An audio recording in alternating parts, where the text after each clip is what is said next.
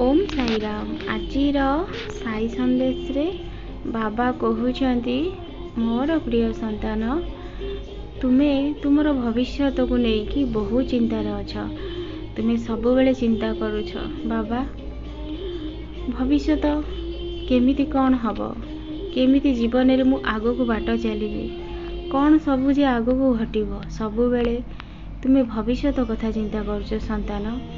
ताहेले वर्तमान कथा कहीं चिंता करून। वर्तमान तुम जीवन रे केमिति सुख आसीबो, केमिति तुमे भलरे रहिबो, कौन कर्म कले तुम जीवन रे सबु खुशी पळे आसीबो, तुमे चिंता कर संतान। सेथिलागी तो कहूछि तुम घरे तुम पाखरे रत्न अछि साई सच्चरित्र, तुम्हें सबुदिन पारायण कर।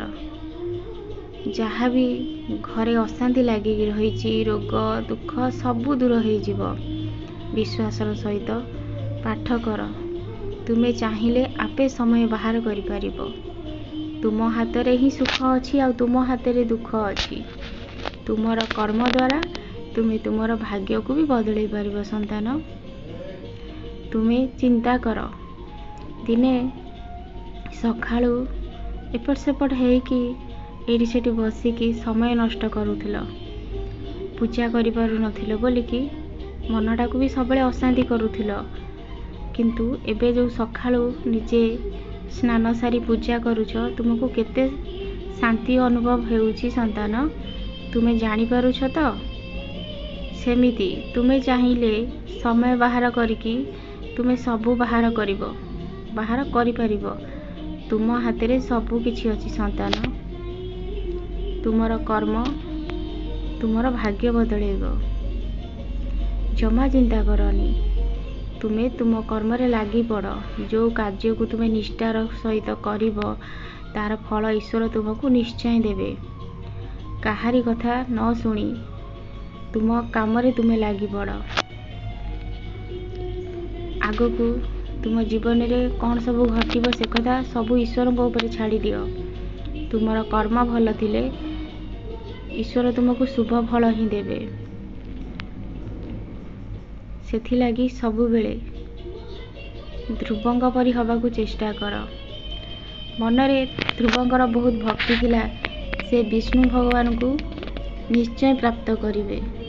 तांकू विष्णु भगवान निश्चय आसीबे, देखा देबे। तांकर इच्छा भी तो पूर्ण है कि नहीं, सेमिति तुमे भी चाहिए ध्रुवंग परी निश्चय हो पारिबो।